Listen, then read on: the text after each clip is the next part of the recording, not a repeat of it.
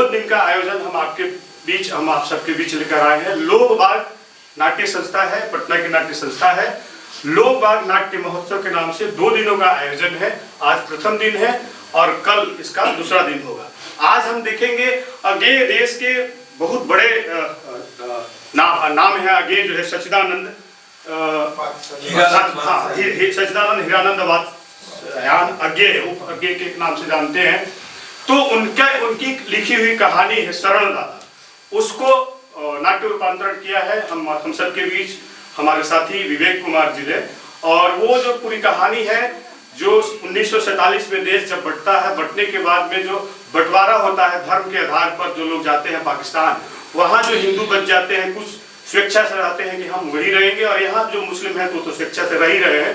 तो इस बीच में क्या घटनाएं घटती है, उस पर उन्होंने शरणदाता के नाम से कहानी लिखी थी, उसको नाट्य रूपांतरित किया है विवेक कुमार जी ने। आप उसका मंचन देखेंगे। और इसको निर्देशित किया है राजेश कुमार जी ने। अवधि है नाटक की, मुझे लगता है 1 घंटे की अवधि है। तो चूंकि हम लोग विलंब हो चुके हैं, इसलिए ज्यादा हम लोग और औपचारिकता में नहीं जाएंगे, सीधे चलते हैं अपने नाटक की ओर। और आग्रह कि मोबाइल अगर अपने पास हो तो उसको साइलेंट मोड में कर ले, ताकि आपको व्यवधान न उत्पन्न करे नाटक देखने समय। तो बहरहाल आज के लिए आप सभी आए, आप सभी का बहुत बहुत आभार हम लोक बाग की ओर से, रंग वेदिका इस जो प्रेक्षागृह है इसके ओर से हम आप सभी का तहे दिल से आभार व्यक्त करते हैं। धन्यवाद।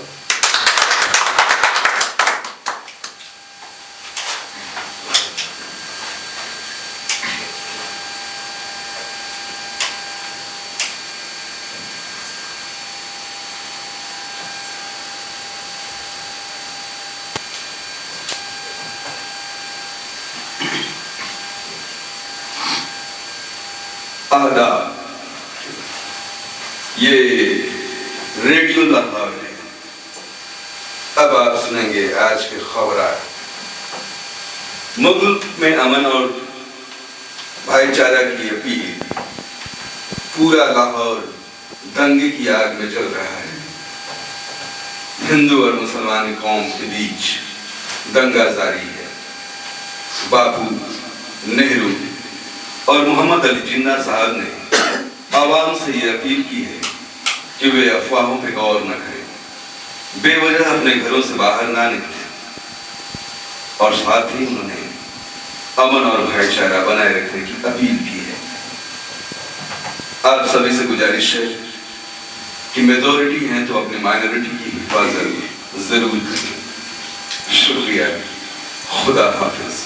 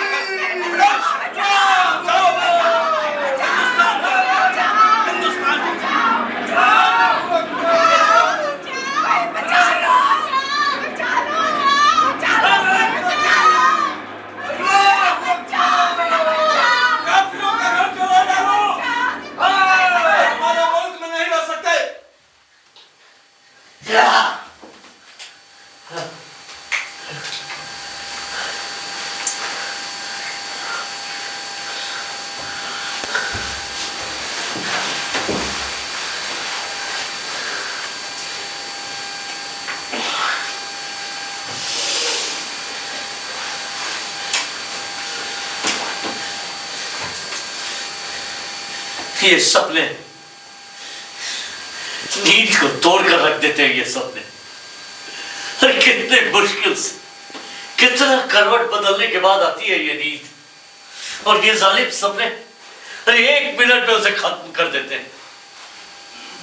अरे ऐसा लगता है जैसे पाए पाए कर जमा की हुई पूंजी किसी ने बस एक झटके में लूट लिया। ऐसा नहीं है, ऐसा नहीं है कि मुझे सिर्फ बुरे ही सपने आते हैं, अच्छे सपने भी आते हैं। हाँ मगर वो कम है कि बात अलग है कि कम आते हैं बुरे सपनों के बीच अच्छे सपने। जब फिजा में अमन था, बहार थी, शांति थी, नशा थी, खुमारी, यूं कहे कि जवानी का नशा था ये।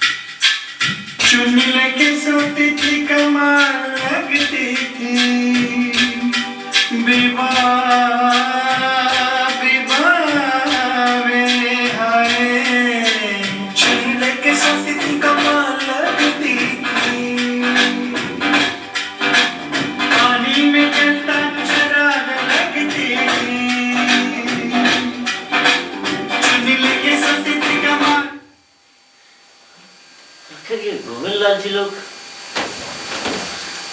कहाँ जा रहे हैं? गोविंद लाल जी, ओ गोविंद लाल जी, अरे सुनिए सुनिए सुनिए। हाँ भाई। अरे कहाँ सुबह सुबह बढ़िया बिस्तर समेट के चल दी? हाँ भाई जा रहा हूँ हिंदुओं के मोहल्ले में। अरे लेकिन आप तो कह रहे थे कि अरे देवेंद्र भाई, अब मैं क्या बताऊँ, मैं बहुत मजबूर हूँ। मैं रहना तो यही चाहता हूँ, मगर मुन्ने की जो माँ है ये कहती है कि मैं रहूंगी तो हिंदुओं के मोहल्ले में ही। सो भाई अब मैं जा रहा हूँ। हाँ जी, हाँ जी, चलो चलिए, चलो चलिए, भगवान। हाँ जाओ भाई जाओ, कब तक रखोगे बेचारी को दहशत में? जाओ जाओ जाओ। आदाब आदाब भाई। ये गोविंद भाई किधर जा रहे हैं? रफीक मियाँ, अब हम लोगों का जाने का समय आ गया। शायद ऊपर वाले को यही मंजूर है। अब हमारा यहाँ रहना ठीक नहीं है रफीक मियाँ। ये क्या कह रहे हैं आपको डरने की कोई जरूरत नहीं है, सब्र करें। अरे क्या सब्र करें रफीक मियाँ, क्या सब्र करें? अरे ये मुल्क ही मुझे पराया सा लगने लगा है। अब जाना होगा रफीक मियाँ, सब चले गए। अरे आप इस मोहल्ले के सरबरा हैं, लेकिन उन बाहर वालों का क्या है? हाँ? और रफीक मियाँ जब एक बार डर किसी के दिल में घर कर जाता है ना, तो फिर वो हर किसी को शक की नजर से देखता है रफीक मियाँ।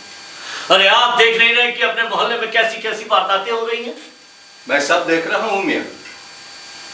आप हमारे पड़ोसी हैं और पड़ोसी की हिफाजत करना हमारा फर्ज है। अगर हम पड़ोसी की हिफाजत नहीं कर पाए तो ये मुल्क की हिफाजत कैसे करेंगे? देखिए, आप यहां से नहीं जाएंगे वरना हमारी नाक कट जाएगी। देखिए, मेजॉरिटी के आसपास जितने लोग हैं उन लोगों का फर्ज बनता है कि वो माइनॉरिटी की हिफाजत करें। देखिए, मुझे ये कतई मंजूर नहीं कि आप अपने शहर से पनाहगर्जी कर जाएं। अरे भाईजान, देखिए भाईजान, आपकी जिम्मेवारी मेरी है, आप कहीं नहीं जाएंगे। अरे भाईजान, आपकी बात सही है, लेकिन अब हालात बद से बदतर हो चुका है। अरे देखा नहीं लाहौर का क्या हाल कर दिया दंगाइयों ने। अब लाहौर हमारे लिए सुरक्षित नहीं है भाईजान, सुरक्षित नहीं है। मैं सब देख रहा हूं। मजहब के लिए यह सियाना हरकत। अच्छा छोड़िए, वो कल आप लोगों की मीटिंग थी मंदिर में, क्या कुछ बातें हुई? हाँ यहाँ ये बैठिए बताते हैं। हाँ? हाँ, कल तो लोगों से सलाह हुई थी, मगर अब ये समझ में नहीं आ रहा कि करना क्या है। क्योंकि कल तो सारे हिंदू बोल रहे थे कि भाई मैं लाहौर में रहूंगा, कहीं नहीं जाऊंगा, चाहे कुछ भी हो जाए। मगर सुबह उठ के देखता हूँ तो लोग जरूरी कहाँ सामान समेटे अपना निकल रहे हैं। जैसे ये गोविंद लाल जी, अच्छा मैं पूछे तो वो यही सबसे ज्यादा यही बोल रहे थे, अरे लाहौर में ही रहेंगे हम लोग, कुछ भी हो जाए अपना जमीन नहीं छोड़ेंगे। और जब शाम और सुबह तड़का उठ के देखता हूँ तो सब अपना अपना जरूरी सामान समेट कर, कोई लाहौर से बाहर तो कोई लाहौर में ही हिंदुओं के मोहल्ले में सर छुपा के बैठे हैं। अच्छा भाईजान, मैं अभी आता हूँ, शहर का थोड़ा हाल चाल लेकर मैं आपसे फिर मिलता हूँ, मिल रहा हूँ। अरे शहर का हाल चाल क्या भाईजान, मैं आपको यहीं से बैठे बैठे बताता हूँ ना। अब आप देखिए, ये घर हमारा, अब इसी घर के दाहिनी ओर 4 मकान खाली है और उसके बाद पड़ता है मौजंग का अड्डा बुल्लड़ों का। और ठीक मेरी बाईं ओर हमारे और रफीक के बीच की 4 मकान खाली, और रफीक मियाँ के मकान के बाद पड़ता है मुसलमान गुज्जर का घर, जहाँ एक कोने में उसकी भैंसें रहती हैं और एक कोने में मुसलमान कारीगर। समझिए, तो इसी तरह से इनका चलता आ रहा था। उस बस्ती के सबसे पुराने मित्र में अगर थे तो हम और रफीक भाई, जो हमेशा हमें खबर सुनाया करते थे। जब भी कोई चला जाता था तो हम लोग घंटों एक दूसरे के साथ उस पर विचार विमर्श किया करते थे। एक दिन विचार करने के बाद मैं जब रफीक भाई से बोला कि रफीक भाई, मैं सोच रहा हूँ कि अब मुझे भी निकलना चाहिए, तो रफीक भाई ने बड़े भावुक स्वर में, मुझे जो हौसला किया मैं उसे मना ना कर सका। मैं तो ठहर गया कि चलो अब जो होगा देखा जाएगा, और खुदा ना खास्ते अगर कुछ ऐसा होता भी है तो रफीक मियाँ सबसे पहले तो आके मुझे ही खबर करेंगे और मेरे सुरक्षा का भी इंतजाम करेंगे। बाकी रहा मेरी घरवाली, तो उसे तो पटना सिटी पहले ही भेज दिया था राकेश बाबू के घर, और चिट्ठी लिख दिया कि भाई अभी वहीं रहना, यहाँ आने की कोई जरूरत नहीं है। बाकी वजह मैं और मेरे घर में भारी नौकर संत। पर कहते हैं ना, पत्नी तो पत्नी होती है, उसकी याद आज भी बड़ी बेचैन कर जाती है।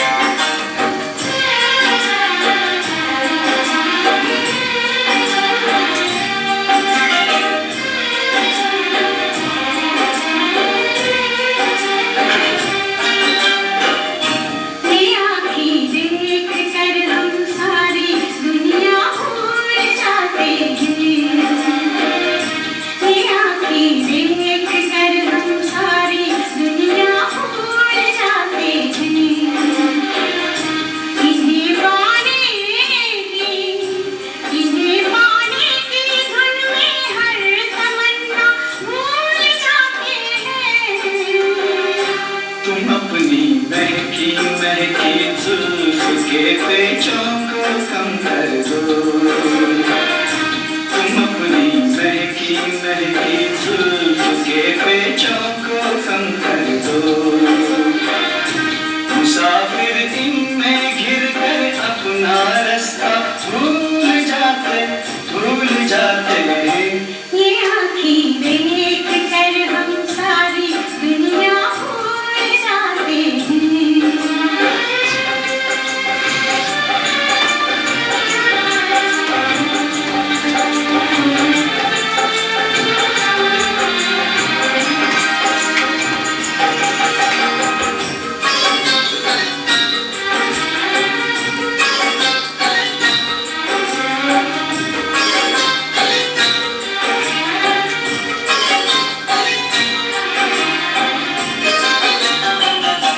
ये बाहें जब हमें अपनी पनाहों में बुलाती हैं, ये बाहें जब हमें अपनी पनाहों में बुलाती हैं, हमें अपनी पसंद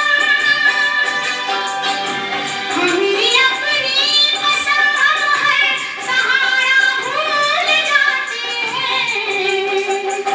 तुम्हारे नरमो नाजुक होंठ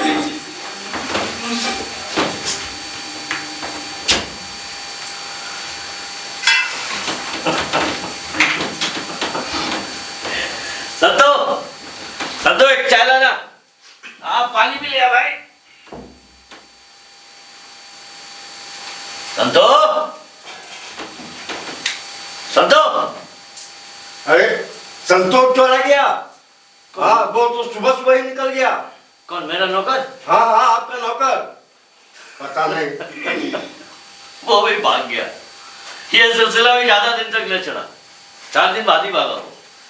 चलिए अब चाय तो खुद ही बना के पीनी पड़ेगी, तो चाय बना लेता हूँ थोड़ा।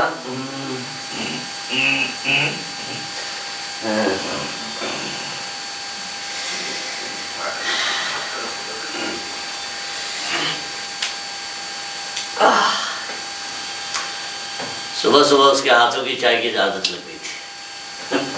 आज अपनी चाय भी फीकी लग रही। चल भाई, बहुत काम है, अब तो संतु भी नहीं, बर्तन भी मुझे ही धोना है, तो जा मैं बर्तन। हाँ, ये देवेंद्र भाई, शहर में मार काट हो रही है। मुझे में हत्यारे का गिरोह बंद कर निकल रहे हैं। आप कहीं नहीं जाएंगे, आप कहीं नहीं जाएंगे। अब देखिए, अब जरूरी और कीमती सामान को जल्द से जल्द समेटे, जल्दी कीजिए। अरे रफी भाई, मेरे पास की जरूरी सामान क्या है? बस कुछ पैसे तो वो बैंक में पड़े हैं, और ज्यादा कुछ फैलाए नहीं। बस गृहस्थ का एक गृहस्थी ही जीवन है। 2 मिनट तो मैं समेट लेता हूँ सब। जल्दी बस जल्दी। चलो, कुछ होगा नहीं ना रफीक भाई? नहीं, मैं हूं ना।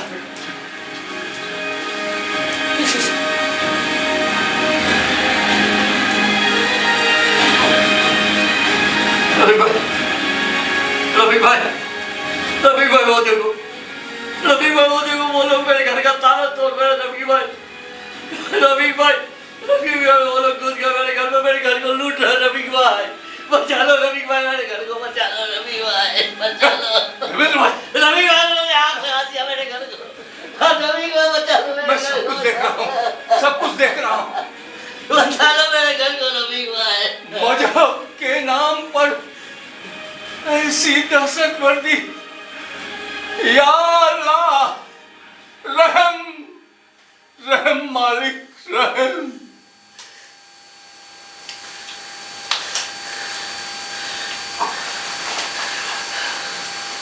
रफीक भाई, जब अल्लाह भी घर से निकालता है ना, तो उसे मोहल्ले में पनाह नहीं मिलती। तेरा घर तो जल चुका था, कहीं जाना आना नहीं था, बस घर में ही बैठा रहता था। मगर हाँ, सारा बाजार का सामान लाना पहुंचाना या किसी से मिलना, कहीं भी जाना, यह रफीक भाई किया करते थे। और मुझे यहीं में आके बैठ के मुझे शाम में सारे कहानियों को सुनाते थे कि देवेंद्र भाई ऐसे हुआ वैसे हुआ, वहां ये हुआ। फिर हम लोग घंटों देश के भविष्य पर विचार करते थे, मगर उनके स्वर में एक अजीब सी थकावट थी, एक उदासी थी। क्या नाम दे समझ में नहीं आ रहा। जैसे लगता हो कि थकान, पराजय, विरक्ति और न जाने क्या। शहर में चारों तरफ आग जली होने लगी, लाशें जहां तहां सड़ रही थी। गांव के कुछ प्रतिष्ठित लोग एक डॉक्टर, वरिष्ठ डॉक्टर के पास गए और डॉक्टर साहब देखिए ना क्या हो रहा है, क्या हो गया। पूरा देश में दंगा फसाद हुआ है, देख लीजिए। डॉक्टर साहब बचा लो, डॉक्टर साहब बचा लो। आप घबराइए नहीं, मैं चलता हूँ आप लोगों के साथ। आइए। उनकी बात मानकर डॉक्टर साहब कुछ मुसलमानों को लेकर के मोहल्ले मोहल्ले टहलने लगे। बहुत लोगों ने उनकी बात मानी और एक मोहल्ले में जैसे ही वो एक मरीज को देखने के लिए अपना स्टेथोस्कोप निकाल कर झुके कि ये डॉक्टर, ये काफिर। क्या हुआ डॉक्टर साहब, क्या हुआ डॉक्टर साहब, डॉक्टर साहब। उसी तरह एक रेल कर्मचारी ने अपने घर में कुछ बेघर लोगों को पनाह दे रखी थी। उसने पुलिस को खबर करी कि भाई मेरे घर में कुछ बेघर लोग हैं, आप उनके जान माल की सुरक्षा के लिए का इंतजाम करें। पुलिस आई, मुझे गिरफ्तार की और साथ में उन 3 स्त्रियों को भी गिरफ्तार की जो बेघर थे।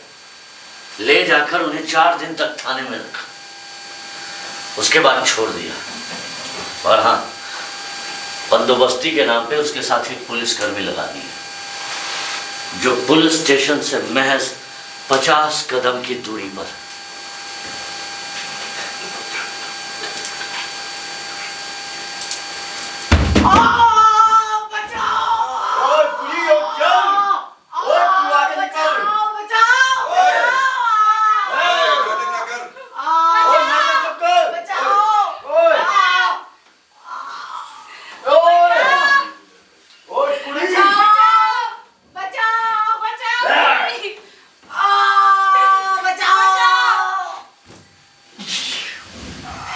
उन लोगों को गोली मार दी गई, वहीं उनकी लाशें पड़ी रही। रक्त, पेशाब। तब जाके मुझे रफीक भाई की बात समझ में आई कि उनकी आवाज आगे ऐसी थी, उनके स्वर में अजीब सा रुखाई सा स्वर था, रुखाई सा स्वर था। आज भी मुझे अच्छे से याद है वो रुखाई सा स्वर था। तो हिंदुस्तान पाकिस्तान की सीमा का निर्धारण हो रहा है, फिर भी ये दंगे थमने का नाम नहीं ले रहे हैं। दरअसल हुआ यूं कि एक मुस्लिम बस्ती के कुछ लोगों ने जाकर एक सिख बस्ती में शरण ली। मुसलमान बस्ती से निकलकर सिख बस्ती में जाने के बाद उनके ऊपर यह दबाव पड़ा कि किसी भी तरह इस सिख बस्ती से मुसलमान बस्ती को खाली करवा दिया जाए। आसन्न संकट की स्थिति पैदा हो गई थी। तब एक सरदार जी ने निश्चय किया कि वे अपने दम पर उन सिख स्त्रियों के साथ साथ मुसलमान स्त्रियों को भी अमृतसर स्टेशन पहुंचाएंगे। चला जा। गजब का जलवा था उस सरदार जी का। हाथ में हथियार लिए वो स्त्रियों के साथ अमृतसर स्टेशन गए। लाचारी तो आखिर लाचारी होती है। अकेले इंसान को झुकना पड़ता है, हारना पड़ता है, लेकिन आखिर तक उन्होंने निभाया। इसकी दाद देनी होगी। हाँ रफीक मियां, इसकी दाद तो देनी। रफीक मियां ने ये पहला वाक्य क्या कहा? लाचारी तो आखिर लाचारी होती है, अकेले इंसान को झुकना ही पड़ता है। कहीं उनका इशारा मेरी ओर तो नहीं था? उनका यह पहला वाक्य मेरे स्मृति पटल पर उभर आया। लाचारी तो लाचारी होती है, अकेले इंसान को झुकना ही पड़ता है। उसी दिन शाम को उन्हीं के गांव के चंद लोग उनके घर में आए। मैं कमरे की दीवार से कान लगाकर उनकी बातें सुनने की कोशिश करने लगा। रफीक मियां, ओ रफीक मियां। बेगम, चाय बनाना, मैं देखता हूँ कौन है। अस्सलाम वालेकुम। वालेकुम अस्सलाम रफीक मियां, आपसे मुझे कुछ गुफ्तगू करनी थी। क्यों, सब खैरियत है ना? वो तो बाद में, पहले क्या हम यहीं पे बात करेंगे सारी चीज? ठीक है।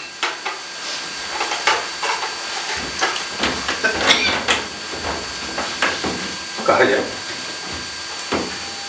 क्या आपका मंसूबा है रफीक मियां? आप क्या कर रहे हैं? आप कहना क्या चाहते हैं? यही कहना चाह रहे हैं कि आप अपने घर में काफिरों को पनाह दे रहे हैं। आपके मुसलमान अपने जंग, अपनी आजादी के लिए अपना लव बार है, और आपने अपने ही घर में इन काफिरों को पनाह दे करके गुनाह अजीम नहीं कर रहे हैं रफीक मियां। सुनिए, इंसानियत का फर्ज निभाना काफिरों को पालना नहीं है। मैं इंसान की हिफाजत कर सकता हूं। इस्लाम भी मुझे उतना ही प्यारा है जितने कि ये। इस्लाम के बारे में आप क्या जानते हैं? कुछ नहीं जानते, मुझे जानना नहीं है। तो इस्लाम के बारे में आपको जानना पड़ेगा, क्योंकि ये मुल्क हमारा है, ये मुसलमानों का मुल्क है, और यहाँ पर काफिर नहीं रहेंगे तो नहीं रहेंगे। इंसान तो रहेंगे ना। लाहौर का कांड आपको पता है ना? लाहौर का कांड आपके आंखों से इतना जल्दी हो झल हो गया भाईजान। कैसे हमारे पाऊ बेटियों के साथ उन लोगों ने किस तरह का अंजाम करके भेजा था, तो हम पता क्यों ना ले? और मैं एक चीज कह देता हूं भाईजान, आप अगर काफिरों का साथ देंगे तो गद्दार कहलाएंगे, और गद्दारों की सजा मौत होती है, उसके अलावा और कुछ नहीं। देखिए, मैं कह रहा हूं कि आप चले जाएं। सुनिए, मैं आपसे आखिरी बार इल्तिजा करने आया हूं कि अपने घर से उन काफिरों को हटा दें, वरना क्या? वरना भाईजान बहुत नाराज लग रहे हैं, चाय तो पी लीजिए। मैं गद्दार के घर का चाय तो क्या, पानी भी पीना पसंद नहीं करता। खुदा हाफिज। और सुनिए, मरते दम तक मैं उनकी हिफाजत करूंगा। बीच बीच में वाक्य के कुछ शब्द मेरे कानों में आ रहे थे, जैसा कि गद्दार, लाहौर कांड, इस्लाम। नहीं, मैं अपनी खातिर अब रफीक मियां के ऊपर ज्यादा खतरा नहीं आने दूंगा। मुझे रफीक मियां से बात करनी होगी।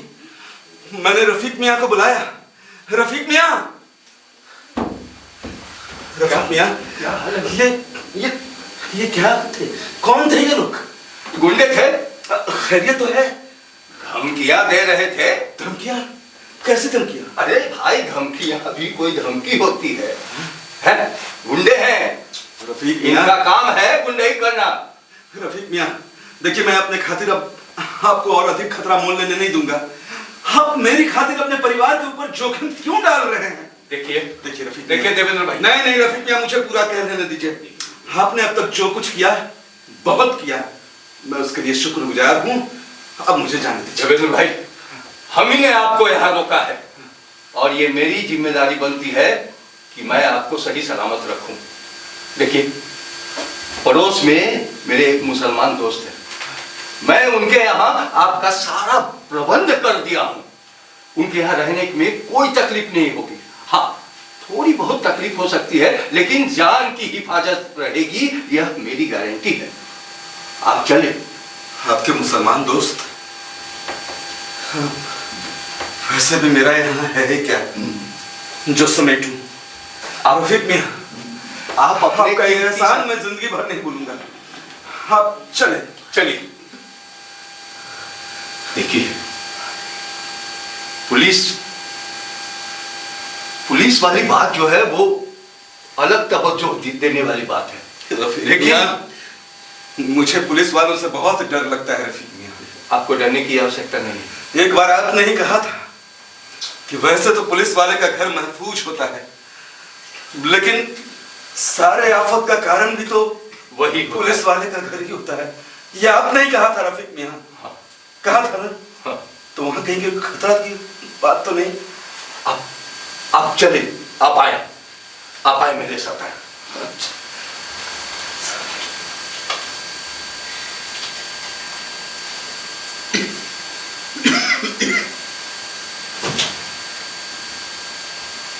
रफीक मियां के कहने के बाद देवेंद्र लाल जी उनके दोस्त शेख अताउल्ला खां के घर पहुंचे। गैराज में शेख अताउल्लाह खान का गैराज आम की झुड़मुट के पीछे बना हुआ था। ठीक गैराज में तो नहीं, गैराज के बगल में एक कोठरी थी, उसी में उन्हें रहने का इंतजाम किया गया। गैराज में टूटी फूटी खाट थी और बगल में एक लोटा भी रखा हुआ था।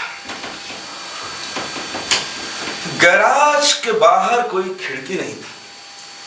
आंगन की 4 दीवारों में केवल एक किवाड़ थी जिससे रोशनी आती थी। फर्श कच्ची मिट्टी की बनी हुई थी, लेकिन चूना मिट्टी से लिपी हुई थी। और उसके बगल में ही एक गड्ढा सा खुदा हुआ था। गड्ढे के बगल में चूना मिट्टी का ढेर था और साथ में मिट्टी का लोटा। देवेंद्र लाल जी को यह समझते देर न लगी कि इस गड्ढे का उपयोग किस काम में होता होगा। फिर देवेंद्र लाल जी के अंदर का वस्तुवाद जागा और उन्होंने पूरे कमरे का मुआयना शुरू कर दिया। हर चीज को गौर से देखने लगे और सोचने लगे कि यहां क्या क्या उपयोग में आ सकता है।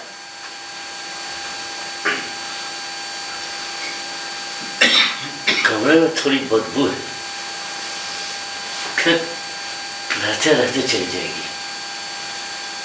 खिड़की भी नहीं है। हाँ, ये दरवाजे के छिद्र से रोशनी की पट्टियां आई।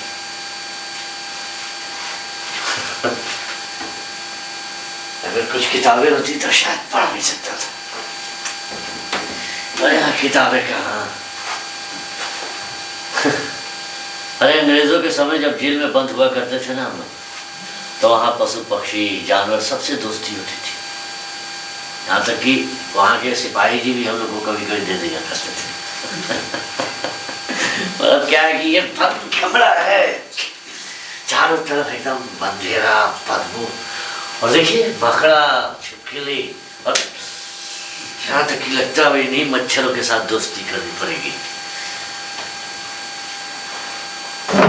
ये समझ में नहीं आता है, कैसी आजादी है। क्या ये आकाश आजाद है?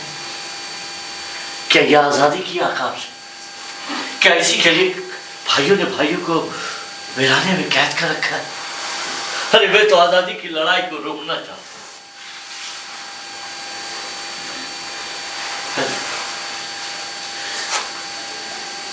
अब यहाँ जैसे जैसे तो काम चला नहीं पड़ता।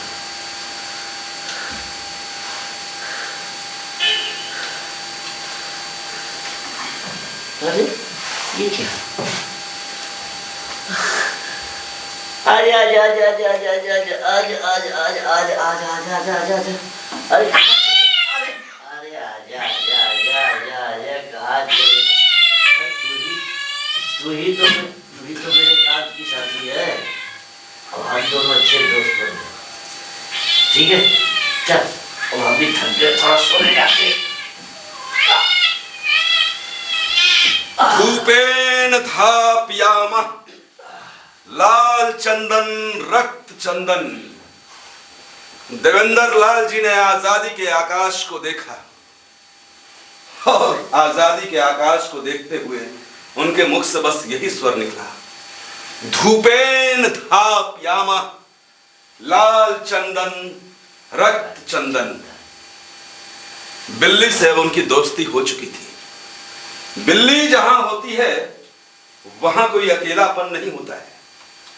बिल्ली से दोस्ती करने के बाद देवेंद्र लाल जी ने अपना बिस्तरा बिछाया और निर्द्वंद्व भाव से सो गए। दिन छिपे के वक्त देवेंद्र लाल जी के यहाँ खाना लेकर एक आदमी आता था। यह खाना 2 वक्त के लिए काफी होता था। देवेंद्र लाल जी ने उस आदमी को देखा और अनुमान लगाया कि यह शायद शेख अताउल्लाह खां का बेटा होगा या भाई होगा। देवेंद्र लाल जी बड़ी बेचैनी से उस शहर के हालात की जानकारी लेने की कोशिश करते, लेकिन वो आदमी अपने मुंह से एक शब्द नहीं निकालता था। भाई बता, क्या शहर में अमन हो गया? क्या मैं अपने घर जा सकता हूँ? अरे बता ना भाई, अरे भाईजान बताओ ना, अरे बताओ ना भाईजान। खाना भाईजान।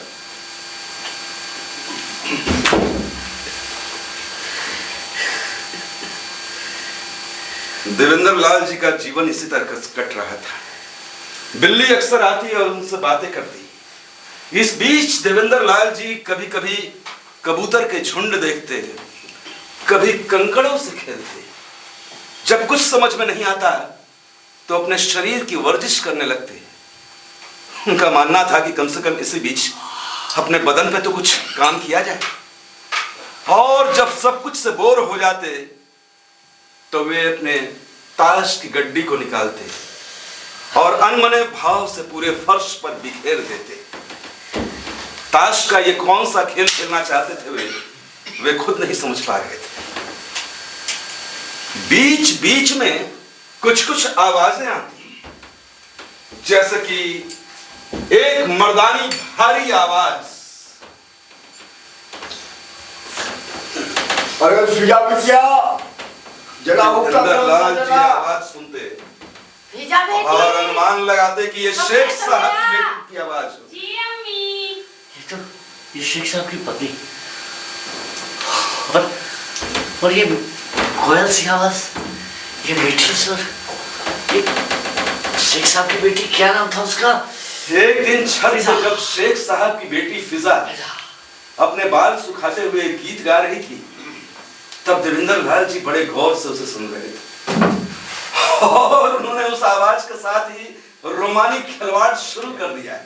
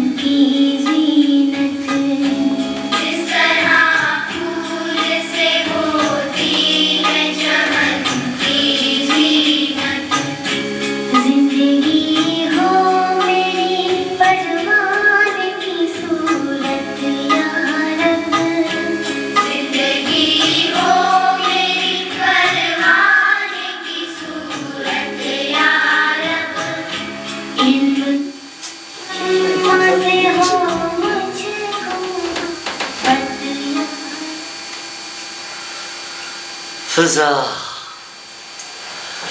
फिजा फिजा। आवाज को पहचानने के दरमियान ही वे कोशिश करते कि उस आवाज की शक्ल को एक आकार दे सके। वो जो भारी मर्दानी आवाज थी उसका शरीर कैसा रहा होगा, और ये जो कोमल मीठी मखमली आवाज थी ये दिखने में कैसी लगती होगी। क्या ये आवाज भी फिरका परस्ती का जहर भरती होगी? क्या ये आवाज भी मजहब के नाम पर लोगों में दहशत फैलाने का काम करती होगी? वे अक्सर यही सोचते।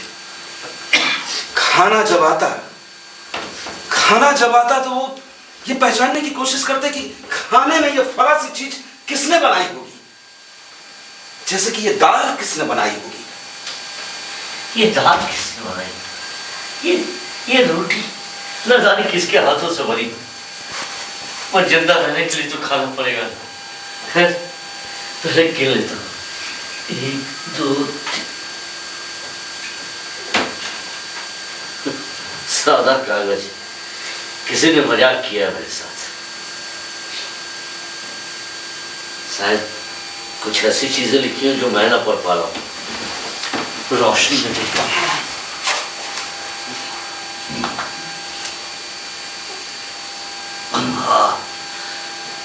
कुत्ते को खिलाकर खाइए, कुत्ते को खिलाकर खाइएगा। मतलब रफीक भाई ने सही कहा था। इस सारे फसाद का जड़ भी पुलिस का घड़ी। मतलब इस खाने में यह हो सकता किसी ने मेरे साथ भद्दा सा मजाक किया। और क्या मेरे साथ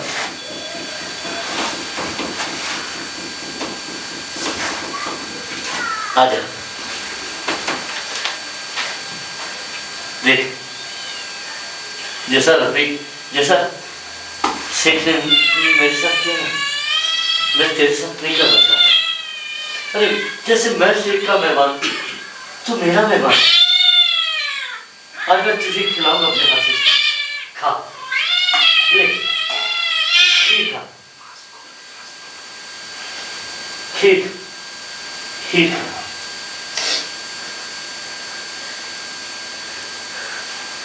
आज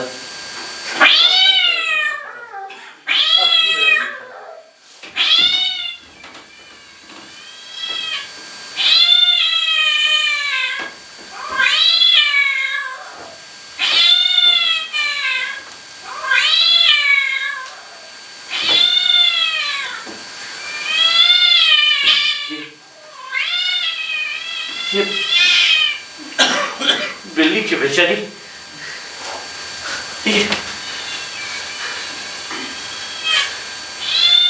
मतलब उस चिट्ठी में सही लिखा था। मुझे रफीक भाई ने पहले ही आगाह किया था, कुत्ते को खिला कर खाइएगा। खाद्य अखाद्य, पता है आपको जानवरों में खाद्य और अखाद्य का सबसे अधिक बोध किसी प्राणी में होता है तो वो है बिल्ली। बिल्ली जो खा ले वो खाद्य, और जो ना खा सके वो अखाद्य। तभी तो बिल्ली कुत्तों की तरह नहीं पलती है। बिल्ली ने देवेंद्र लाल जी का जूठन खाया, या देवेंद्र लाल जी ने बिल्ली का जूठन खाया। खाने में आखिर था क्या?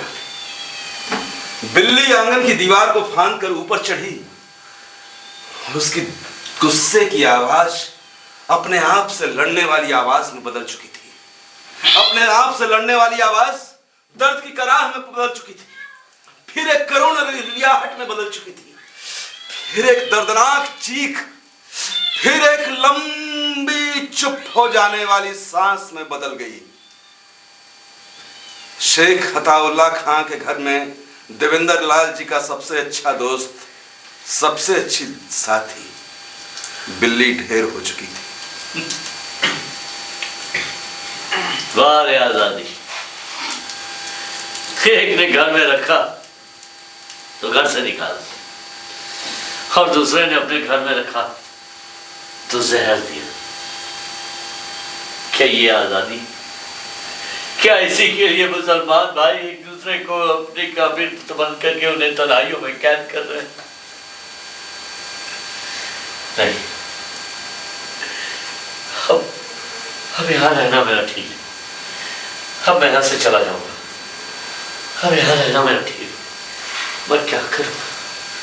बिल्ली को मारने के बाद देवेंद्र लाल जी का मन ग्लानि से भर गया। वे सोचने लगे कि वे दोषी हैं। अपने सबसे सच्चे साथी को उन्होंने मार डाला अपनी जान बचाने की खातिर। यही तो मानव की सबसे बड़ी विशेषता है। अपनी जान बचाने के लिए उसे किसी जानवर की जान कीमती नजर नहीं आती है। देवेंद्र लाल जी पहले उस खाने को चख सकते थे, लेकिन उन्हें उस वक्त बिल्ली की जान से ज्यादा कीमती अपनी जान लगी। देवेंद्र लाल जी ने पूरे कमरे का मुआयना किया, फिर अपनी जरूरी कीमती चीजों को टटोला। कीमती चीजें थी भी क्या? बैंक की एक पासबुक और एक छोटी सी गठरी लेकर वे किसी तरह आंगन की दीवार फांद कर बाहर सड़क पे आ गए हैं। देवेंद्र लाल जी को यह समझ में नहीं आ रहा था कि वे खुद कर रहे हैं या उनसे कोई करवा रहा है। उफ, इस पूरी घटना को राजनीति की भुरभुरी रेत से नहीं समझा जा सकता। इसे समझने के लिए दर्शन का उपयोग करना पड़ेगा। बाद में क्या हुआ यह बताना जरूरी नहीं है, कैसे हुआ यह बताना भी जरूरी नहीं है, क्योंकि घटनाएं पूरी नहीं होती हैं, पूरी तो कहानी होती है। 1-1.5 महीने के बाद दिल्ली रेडियो पर उन्होंने जाकर एक समाचार प्रसारित करवाया। अपने गुमशुदा परिवार वालों की तलाश में उन्होंने दिल्ली रेडियो से अपील करवाई।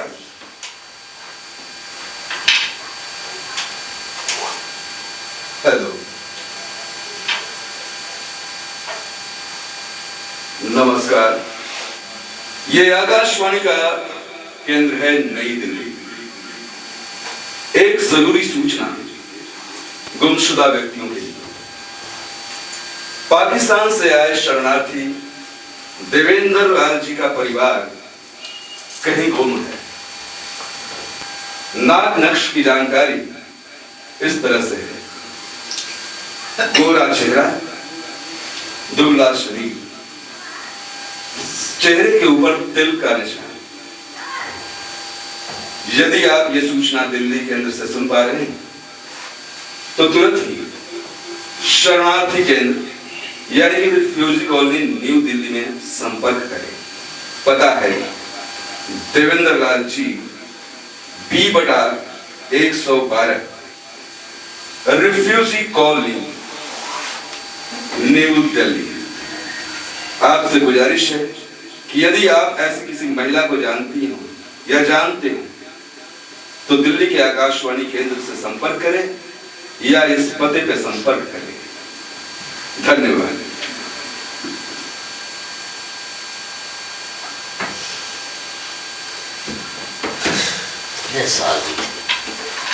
किसी का कोई खबर नहीं। दिल्ली रेडियो पे सूचना तो प्रसारित हो गई, लेकिन तकरीबन 1 महीने तक कोई चिट्ठी नहीं आई। लेकिन 1 महीने के बाद लाहौर की एक डाक आती है, लाहौर की मुहर वाली एक चिट्ठी। देवेंद्र लाल जी, हाँ? ये आपके लिए चिट्ठी आई है। मुझे कौन चिट्ठी लिखेगा भाई? अब ऊपर नाम तो नहीं लिखा है, हाँ पता आप ही का है। ठीक है, तुम जाओ।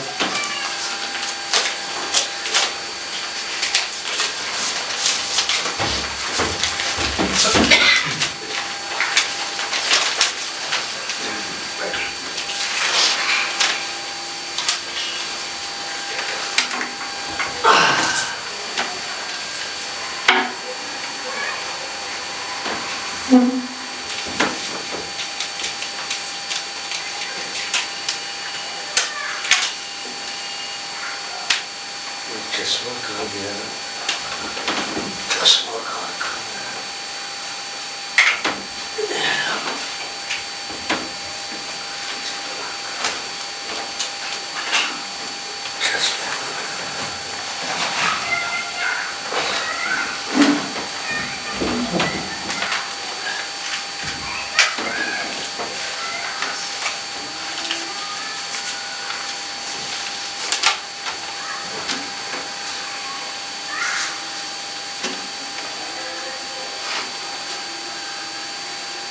आप बचकर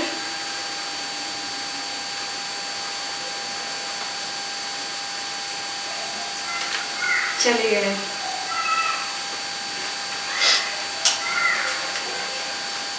इसके लिए खुदा का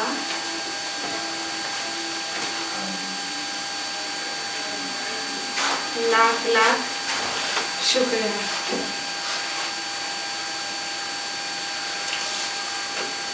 मैं दुआ मांगती हूँ कि रेडियो पर जिनके नाम आपने अपील की है वे सब सलामती से आपके पास पहुंच जाए।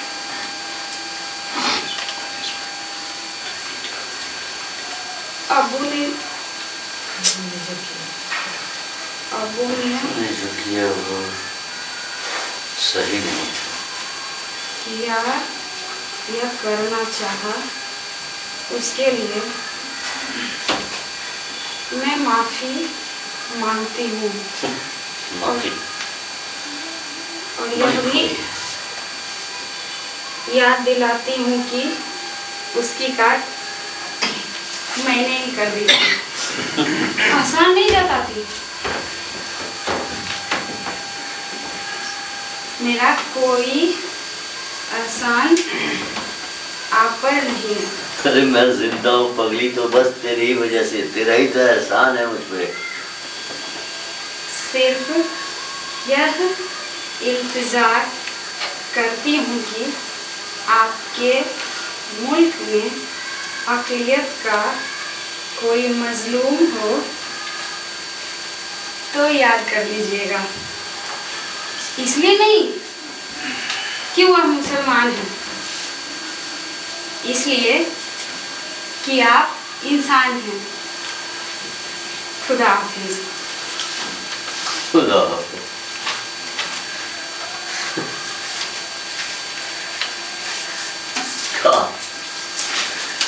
काश ये फिजा की चिट्ठी, काश ये फिजा की चिट्ठी हर मुसलमान, हर हिंदू भाइयों के घर, अरे मैं कहता हूँ हर एक व्यक्ति के घर पे पहुंच जाती तो शायद आज ये नौबत ही ना आती।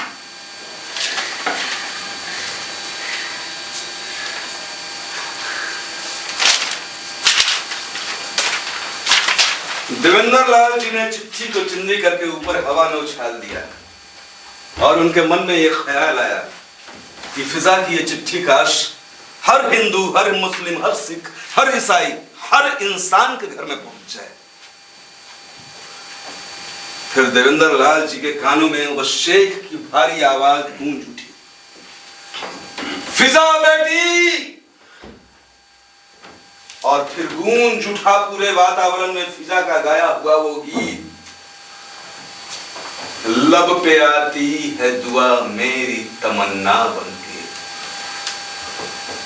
लब पे आती है दुआ मेरी तमन्ना बनके, लब पे आती है। देवेंद्र लाल जी सोचने लगे, फिजा की ये फरियाद अगर अल्लाह मान ले तो ना हिंदुस्तान हो ना पाकिस्तान हो तो बस इंसानियत का स्थान। फिजा की आवाज पूरे वातावरण में गूंज रही थी और देवेंद्र लाल जी अब तक फिजा की शक्ल देख नहीं पाए थे, बस उस शक्ल की कल्पना कर रहे थे। इस मीठी आवाज वाली लड़की दिखने में कैसी लगती होगी?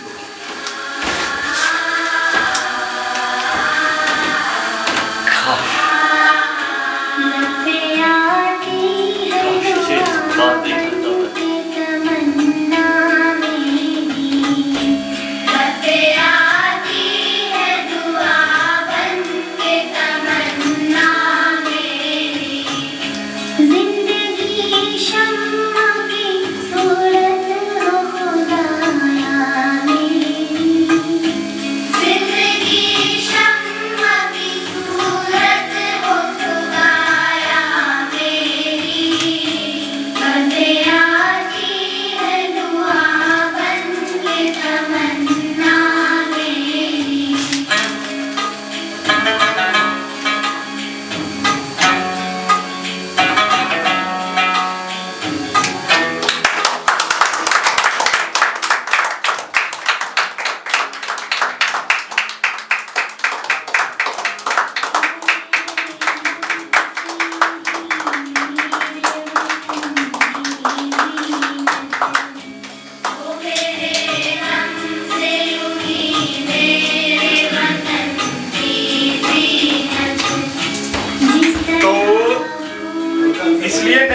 मुसलमान हैं, आप इंसान हैं, इसलिए उसकी रक्षा करनी है। आपकी मैंने रक्षा की थी, और चूंकि मैं मुसलमान हूँ और आपसे इल्तिजा कर रहा हूँ, तो ये भूल मत कीजिएगा कि मैं मुसलमान होने के नाते एक मुसलमान की हिफाजत की इल्तिजा कर रहा हूँ। आप इंसान हैं, आपको अपनी इंसानियत आपके अंदर है, उसको एहसास दिलाते हुए ये चाहती हूँ कि आप उनकी रक्षा करना। बहरहाल ये बहुत ही बेहतरीन प्रस्तुति, हम जोरदार तालियों से हम चाहेंगे कि कलाकार साथी मंच पर आए और उनसे रूबरू हो लोग कि कौन सी इस भूमिका में थे। तो ये ब्रजेश शर्मा थे, इन्होंने 2-3 किरदार निभाए। 2 आप कितना बता देना? पुष्पा। ये पुष्पा, राकेश मिश्रा जी, उन्होंने भी आपने देखा होगा कि 3-4 भूमिका का निर्वहन किया है। गोविंद लाल, सिपाही, सद्दो, तमाम भूमिकाओं का निर्वहन उन्होंने किया। लास्ट में डाकिया की भूमिका रफीक मियां, और ये दोनों जोड़ी इस पूरे नाटक की जो जान थी, इस नाटक में भी और इस नाटक को तैयार करने में भी इन दोनों पात्रों की मौजूदगी। आप विवेक कुमार, इनके लिखे हुए नाटक, बहुत सारे नाटक है। एक नाटक अभी काफी चर्चित, उसके भारत में अंतर्राष्ट्रीय नाट्य महोत्सव होता है, जिसे भारत रंग महोत्सव के नाम से जानते हैं हम लोग। इनके द्वारा नागार्जुन की जो उपन्यास है, उसका इन्होंने नाट्य रूपांतरण किया है पारो के नाम से। उसके मंचन भारत रंग महोत्सव में अभी बिहार दिवस के अवसर पर लगातार उसके मंचन हो रहे हैं। और भी बहुत नाटक लिख रहे हैं विवेक भाई, इस मंच से बहुत ही फ्रेंडली है। यहाँ इसके पहले इन्होंने निर्वंशिया और पोस्टमार्टम में खुद एकल अभिनय भी किया है। इस आज देख रहे हैं, इसके पहले आवतनिक प्रेम करे में इन्होंने अभिनय किया है। तो आगे की जो कहानी है उसका इतना खूबसूरत कोई दर्शक देवता जिनके बिना हम अधूरा हैं, जिनके बिना हम अपनी कल्पना नहीं कर सकते हैं अपने हुनर, अपने कर्तव्य, अपने गुणों को दिखाने की। आप में से कोई साथी कुछ हमसे कुछ जिज्ञासा हो, कुछ चाहे पूछना, तो आपके तरफ से सवाल आमंत्रित है।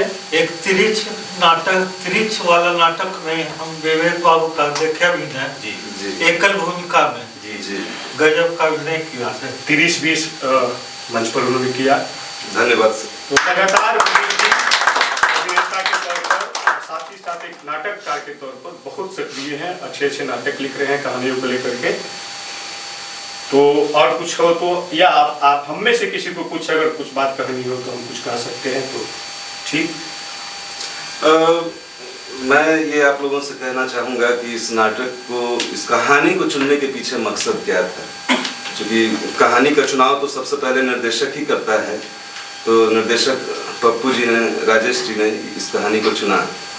तो मुझे ये कहानी इसलिए भी बहुत नाट्य रूपांतरित करने में बहुत ही अच्छा लगा, क्योंकि आज के समय में जो हालात हैं, कोई भी आप न्यूज़ चैनल खोलिए, अगर आप 1 घंटा न्यूज़ चैनल के सामने बैठते हैं तो 1 घंटे में कम से कम 20 से 25 मिनट इस बात की खबर आएगी कि कहाँ किस हिंदू ने किस मुसलमान को मार दिया, या कहाँ किस मुसलमान ने किस हिंदू को मार दिया, कहाँ किस मुसलमान को नमाज पढ़ने से रोका गया, या कहाँ किस हिंदू को पूजा करने से रोका गया। तो मेरे मन में ये बहुत कड़वाहट थी न्यूज़ चैनल्स, मीडिया के आजकल जो ये मतलब हिंदू मुस्लिम प्रोपेगेंडा को लेकर जो मीडिया इतना ये कर रही थी। तो मुझे ये कहानी बहुत माकूल लगी आज के समय को देखते हुए। तो कहानी, ये नाटक दिखलाने का मेरा ये मकसद था कि आप भी कहीं रह रहे हों, कोई भी आप किसी भी मजहब को मानने वाले हों, तो आप भी थोड़ा बहुत इस नाटक से ये संदेश लेकर जाएं। और कहीं भी इस तरह की कोई अफवाह हो या कोई, तो आप उसे इग्नोर करें, उस पर ध्यान ना दें। बस यही है हमारा। इस नाटक को तो पीछे से जो सपोर्ट कर रहे थे, नेपथ्य में जिनकी भूमिका थी, जिनके बिना इस परिसर की कल्पना मैं नहीं कर सकता हूँ, ध्वनि संचालित कर रहे थे और प्रकाश संचालन कर रहे थे राजीव घोष। आप भी आ जाए मंच पर। तो ये पूरी टीम थी।